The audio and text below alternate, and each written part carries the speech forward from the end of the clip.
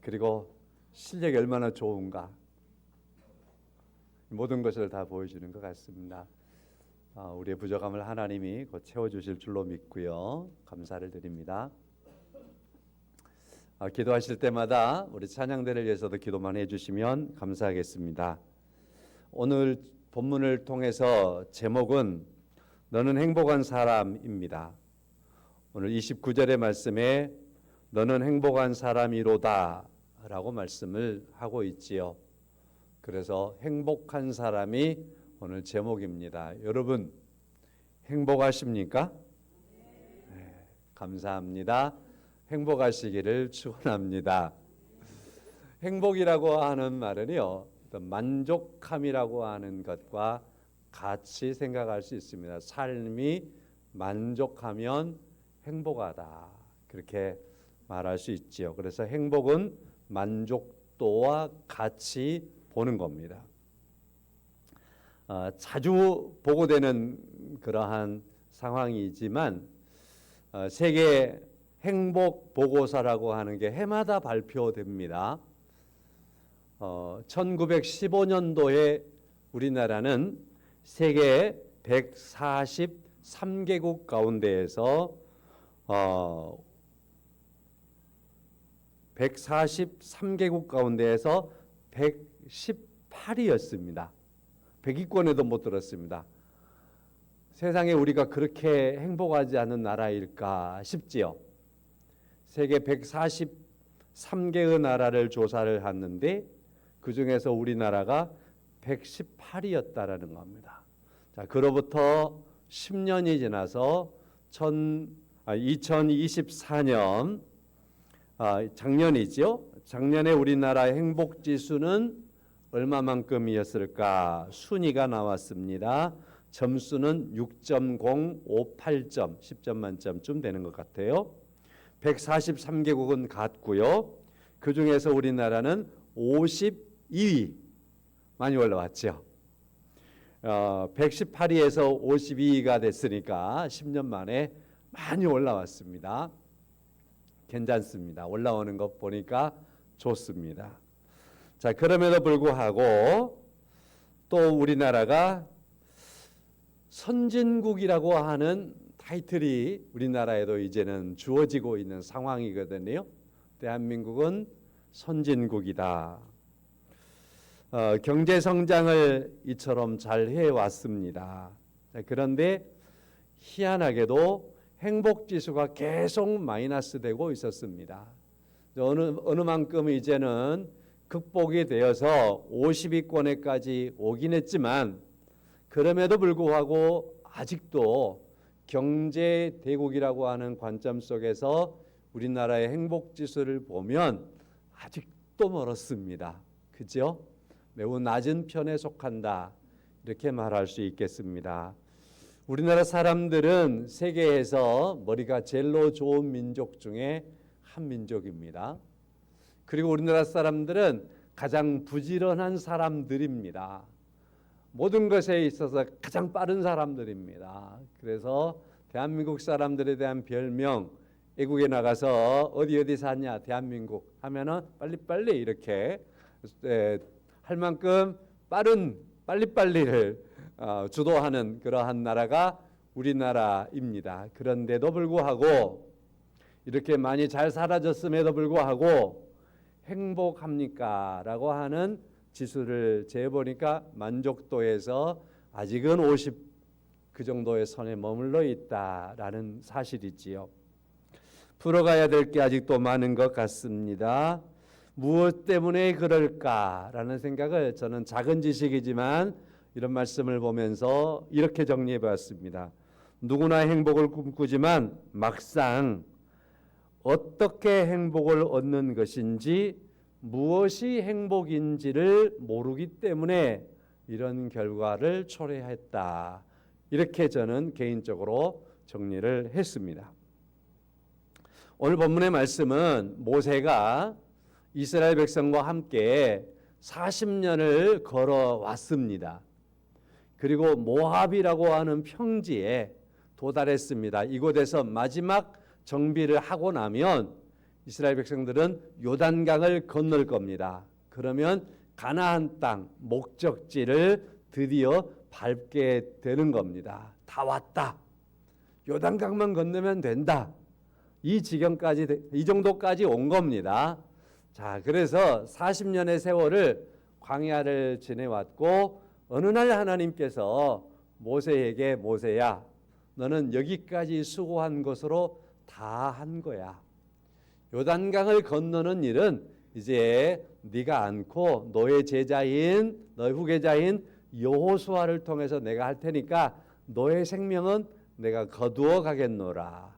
그런 말씀이 있을 때, 그러니까 모세가 지금껏 40년 동안 고생하고 이스라엘 백성들을 광야를 잘 지나도록 인도하고 마지막 지점에 있을 때, 모세 개인적으로 보면 그가 죽기 바로 직전에 모압 평지에서 설교를 하는 거예요.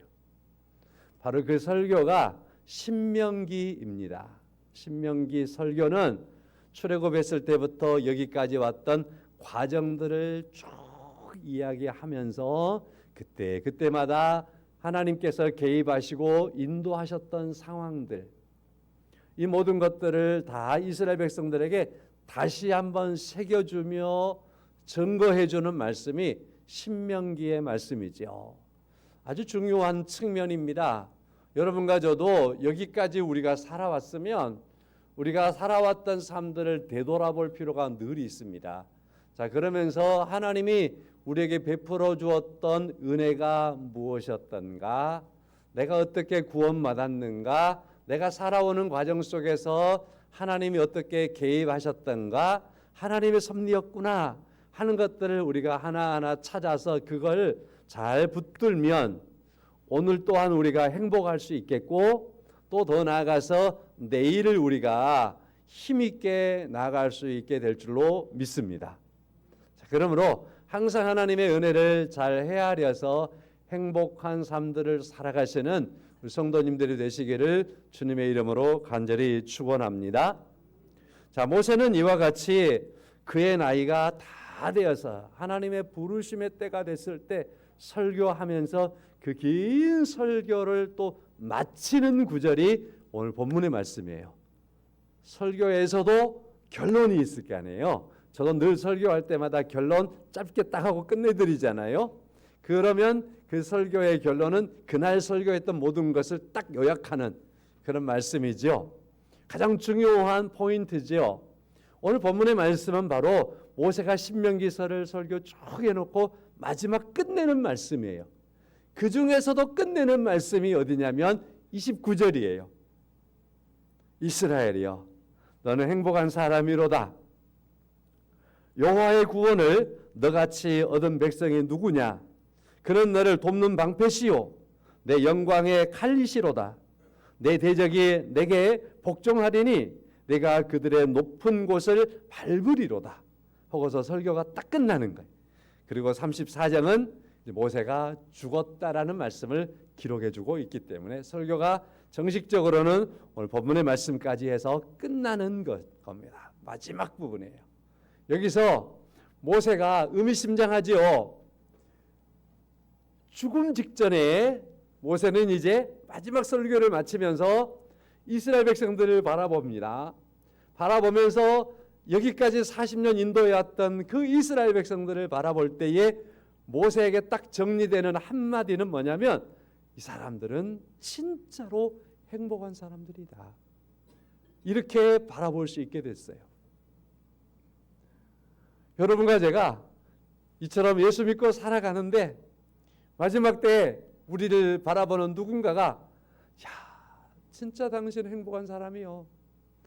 이러한 가치가 여러분과 저에게 있기를 간절히 소망합니다.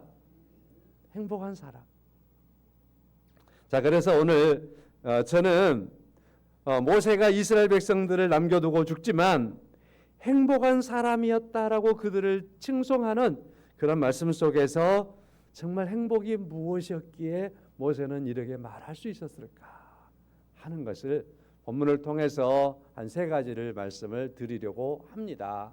먼저 이런 이야기를 한번 해볼게요. 언젠가 한번 말씀을 드린 것 같다라는 생각이 기억 속에 가물가물해요.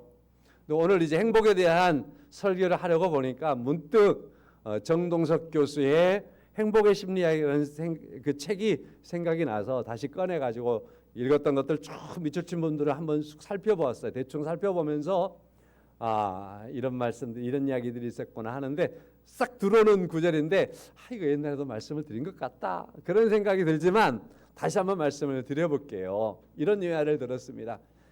한 교수님이 그릇 하나를 딱 가지고 와가지고 그 그릇에다가 골프공을 막 넣기 시작했는데 골프공이 그 그릇에 가득 차게 보였습니다.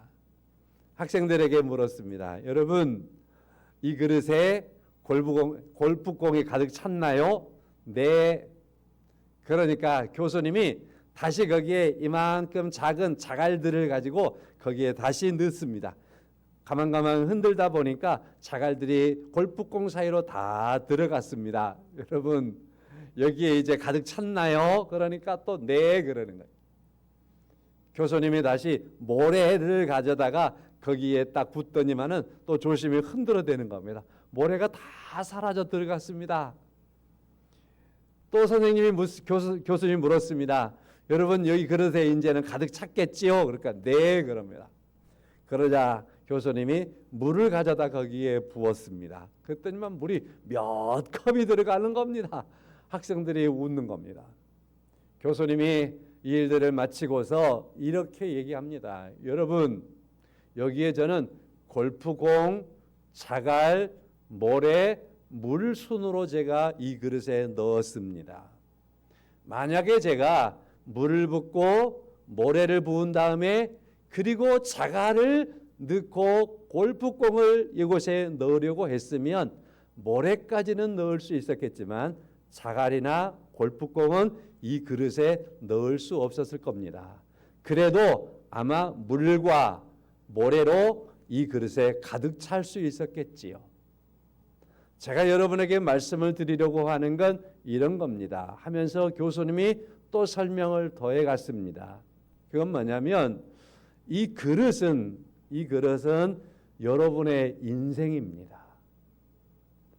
우리의 인생에는 무언가를 많이 담아야 할 그러한 그릇과 같습니다. 우리의 인생에는 많은 것을 담는 시간들이 있습니다. 그 시간들에 우리가 무엇을 어떻게 담느냐가 중요한 겁니다. 골프공은 인생에서 가장 중요한 것을 의미합니다. 그래서 골프공은 가장 중요한 거기 때문에 가장 먼저 담아야 합니다. 그리고 가장 많이 담아야 합니다. 그리고서 그 다음으로 중요한 것이 자갈과 같은 것이었습니다. 자갈과 같은 것을 거기에 그 다음에 담는 게 좋겠지요. 그리고 세 번째 모래는 인생에서 자질구레한 것들입니다. 인생의 삶 속에서 그렇게까지 중요하지 않는 자질구레한 것들이 모래와 같은 것입니다. 그리고서 물로 채운 겁니다. 생각을 해보십시오. 우리의 인생에서 누가 행복하겠습니까? 물과 모래만 담아놓은 인생이라면 행복하지 않겠지요. 그러나 가장 중요한 것들이 무엇인가를 알고 그걸 인생의 그릇에 인생의 시간에 채우고 또 채워놓으면 그 사람은 가장 만족하겠지요. 행복한 사람이겠지요. 여러분도 그렇게 행복한 인생을 이루어가야 합니다. 라면서 교수님이 이야기를 했다라는 그러한 글을 읽어보았습니다. 성도 여러분, 이 교수님은 인생에서 가장 중요한 것을 담는 그러한 그릇에 인생을 담아야 합니다라고 가르쳤습니다. 오늘 본문의 말씀으로 옵니다. 이스라엘 백성들을 모세가 바라보고 있습니다. 이 백성들은 광야에 40년 동안을 살아왔습니다. 그러면서 광야에 40년 동안 많은 훈련을 받았습니다. 그들이 받았던 훈련은 인생에서 자질구레한 것들을 떨어내는, 자질구레한 것들을 벗어나는, 자질구레한 것들을 버릴 수 있는 그러한 훈련을 하고 있었던 시간들이었다라는 겁니다. 그리고서 그들은 광야를 계속해서 지나면서 그 자질구레한 불평을 버리고, 그리고 잘못 판단하고 있었던 애굽의 우상을 섬겼던 그 습관, 그 생각, 노예적인 그러한 근성들을 다 버리는 시간들이 광야의 시간들이었습니다라는 겁니다. 그리고서 가장 중요한 것이 무엇인가를 그들은 붙잡게 되었고, 가장 중요한 것을 그들의 마음속에 채우고 기록하여 신비에 이제는 세워놓아서 더 이상 이제는 어떤 일을 만나도, 어떤 상황에 이르러도 이제는 앞에 요단강이 있어도 겁내지 않고 요단강을 향해서 발을 내디딜 수 있는 그러한 민족으로서 이스라엘 백성들은 모세가 바라볼 때에 이들은 하나님으로 충만한, 하나님으로서 그들에게 가득한 그러한 백성들이 되어 있었던 겁니다. 그래서 하나님으로 충만한 이스라엘 백성들을 바라보고 있는 모세의 시각 속에, 모세의 마음 속에 이스라엘 백성들은 행복한 사람들이었다 라고 충분히 선언될 수 있었습니다. 성도 여러분, 하나님께서 인생을 이 땅에 보내시면서 하나님은 인생에게 너희들이 가서 잘 살아라 이렇게 하고 보내고 끝난 하나님이 아니시고, 인생을 이 땅에 보내시고 하나님께서 함께 하시기를 원하셨습니다. 믿으십니까? 그래서 하나님을 놓쳐버린 사람은 가장 존귀한 것을 놓쳐버린 사람이 되는 거고, 하나님과 함께하는 사람은 끝까지 가장 존귀하신 것과 가장 존귀한 존재와 동행하며 사는 인생을 사는 인생이 되는 겁니다. 오늘 본문의 말씀을 그래서 우리가 들여다보면 그런 말씀을 잘 만날 수 있습니다. 26절에서 여수린이요, 여기서 말하는 여수린은 이스라엘을 가르치는 다른 이름입니다. 하나님 같은 이가 없도다. 그가 너를 도우시려고 하늘을 타고 궁창에서 위엄을 나타내시는도다. 하나님 같은 이가 없는데 그 하나님이 너를 도우시려고 하늘에서 궁창을 타고 위엄을 나타내시며 너희들에게 다가왔다. 그런 하나님이 우리 하나님이다. 그러면서 모세는 이스라엘 백성들을 행복한 사람들이라고 지금 지칭하고 있습니다. 자, 그 중에서 오늘 제가 이제 29절의 말씀을 집중하면서 세 가지 말씀을 드리겠다 그랬으니까 세 가지를 정리를 하도록 하겠습니다. 첫 번째입니다.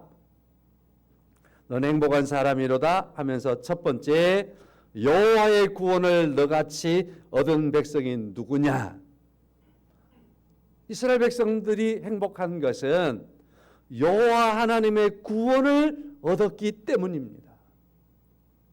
이 상황 속에서 이스라엘 백성처럼 하나님의 구원이 현저하게 그들에게 나타났던 역사를 가진 그러한 민족은 없는 거예요. 이스라엘만이 출애굽이라고 하는 이 엄청난 사건을 경험하게 되었고, 광야의 40년을 지나서 약속의 땅을 지금 바로 앞에 두고 있습니다. 이 과정 속에서 이스라엘 백성들에게 하나님께서 함께 하셨던 그 구원의 놀라운 상황들, 이스라엘 백성 같은 사람들이 없는 겁니다. 성도 여러분, 하나님께서 예수님을 통해서 인류의 역사를 주관하시고 다스리십니다. 그래서 주님을 통해서 이루신 역사를 가리켜서 구속사라고 그럽니다. 구속사라고 하는 것을 통해서 하나님은 창조와 그리고 인류의 역사와 그리고 마지막 종말에 우리를 구원하시는 모든 일들을 성취하시는 겁니다. 출애굽은 그래서 이스라엘을 구원하신 구원의 역사를 보여주신 것이고, 예수님을 통해서는 여러분과 저를 죄에서 구원하신 역사를 보여주신 것입니다. 이것을 이루신 것입니다.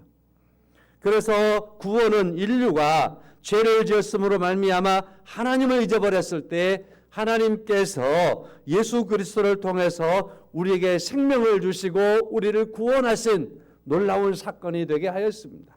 이게 바로 구원입니다. 구원은 그래서 오늘 본문에서 이스라엘 백성들에게 있어서 하나님이 허락하신 은혜 중에서 가장 큰 은혜를 받았으니 행복한 사람이로다 라고 일컬음을 받습니다. 마찬가지로 여러분과 저도 예수 그리스도를 통해서 죄에서 구원함을 받은 하나님의 백성이 되었으니 우리도 이 말씀대로 우리는 행복한 사람들이 된 줄로 믿습니다. 행복한 사람들입니다.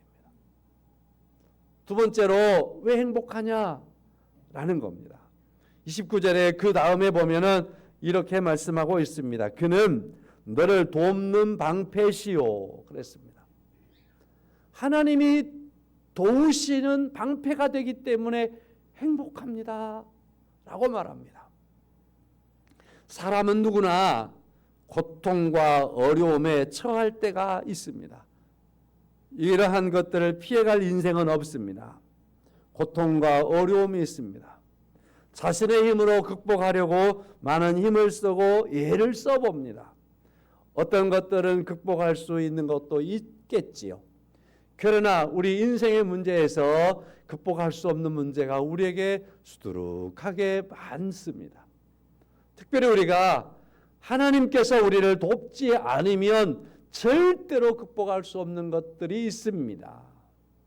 이것들에 대해서까지라도 하나님께서는 우리를 돕는 자가 되시는 줄로 믿습니다. 최소한 우리가 생각하기를 나는 때로 아프기도 합니다. 근심이 있기도 합니다. 걱정이 있기도 합니다. 많은 어려움이 내게 다가옵니다. 라는 사실 속에서 인지해야 될 것은 누군가가 나를 돕지 않으면 안 되는 존재라는 걸 우리가 늘 인지해야 합니다. 그 중에서 하나님이 나를 도우셔야 할 줄로 믿습니다. 시편 115편 9절의 말씀에 이스라엘아 여호와를 의지하라 그는 너의 도움이시요 너의 방패시로다 라고 말씀하고 있습니다. 이러한 말씀은 제가 대표적으로 한 절만 소개해드리지만 시편 115편의 말씀만 봐도 이러한 말씀들이 계속해서 나오는 걸 볼 수 있어요. 성경에는 하나님을 의지하라는 말씀이 많이 있고 성경에는 하나님이 우리의 도움이시며 하나님이 우리의 방패시라고 하는 말씀이 얼마나 많이 기록되었는지 몰라요. 그리고 많은 우리 믿음의 선배들이 이 사실들을 그들이 체험하고 간증하고 고백하고 있는 것을 볼 수 있습니다. 성도 여러분, 우리에게도 하나님은 우리의 의지가 되시는 분이십니다. 하나님은 우리를 돕기를 원하십니다. 하나님이 우리의 방패가 되시는 것을 믿습니다. 우리의 삶에서 하나님이 우리의 방패가 되심에 우리에게는 행복한 은혜가 있는 겁니다. 세 번째로는 이렇게 말씀하고 있습니다. 내 영광의 칼이시로다. 하나님은 우리 영광의 칼이시로다 라고 말씀하고 있습니다. 이 말씀은 하나님은 우리를 승리케 하시는 분입니다. 우리를 이기게 하시는 분입니다. 우리로 하여금 이긴 자, 승리하는 자가 되게 하시는 분이 하나님이십니다라고 하는 말씀입니다. 모세는 지금 이스라엘 백성들을 바라보고 있습니다. 모압 평지에 지금 먼지처럼 쫙 펼쳐져 있는 그 이스라엘 백성들을 바라보면서 하나님께서는 저들의 구원이 되셨고 하나님께서는 당신들의 의지 방패가 되었고 하나님께서는 이 모든 백성들의 승리가 되신 하나님이다 라는 걸 모세는 지금 선포하면서 그러므로 우리는 행복합니다라고 말씀하고 있습니다. 아직 모세는 요단강을 건너지 않았습니다. 요단강을 건너면 이스라엘 백성들은 여리고성 전투를 해야 될 것입니다. 또 요단강을 건너면 그들은 그곳에서 아이성 전투도 해야 될 것입니다. 가나안의 점령을 위해서 많은 전쟁을 치르고 또 치루어야 될 겁니다. 자, 그런데 모세는 마치 이것들을 아직 경험하지 않았음에도 불구하고 그가 이미 경험한 것처럼 말합니다. 하나님께서 이 모든 전쟁을 치르실 때에 승리케 하십니다. 앞으로 당신들이 치러가야 할 그 어떤 전쟁에서라도 하나님은 칼이 되어 주십니다.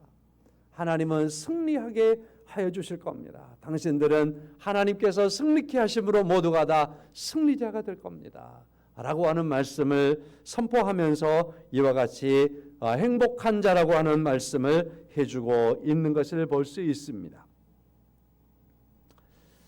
하나님께서 모세에게 너는 가나안 땅에 들어가지 못하리라.